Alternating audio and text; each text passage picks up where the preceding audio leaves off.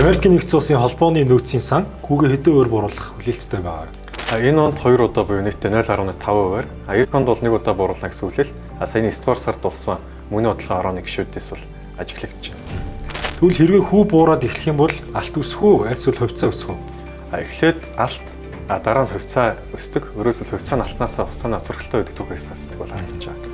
Тэгвэл хүү буурсны дараа аль салбарын хувьцаанууд илүү өндөр өсөлттэй байх вэ? Технологи болоод хүлээлтийн салбарын хувьцаанууд бол түүх хугацаанд хөө буурах үед хамгийн өндөр өсөлтийг бол үзүүлж байна.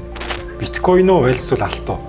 Одоо бол алт. За хэрвээ унаад ирвэл ялангуяа 106 мянган ам доллар, эсвэл 96 мянган ам доллар руу унаад ирэх юм бол биткойн руу орох боломжтой. Тэгвэл багцынхаа хэдэн үеийг ойролцоогоор алтаар бүрдүүлэх боломжтой? 15% гэж үзэж байгаа. Алт 5000 ам доллар төрөх үү? Goldman Sachs-ийн судалгаар хэрвээ Америк нэгдсэн улсын Treasury буюу засгийн бонд эзэмшигчдийн 1% мөнгөө алт руу шилжүүлэх юм бол 5000 ам доллар төрөх тооцоолол гарсан. Хувьцаануудаас онцлол Nvidia компани хувьцааны ханшийн зорилттой ханш хэдвэ? Дунд хугацааны зорилтыг шинжиж 260 ам доллар гэж харж байгаа. Урт хугацаанд 230 он тий. Түүнээс цааш бол 900 ам долларыг бол давна гэж үзэж байна.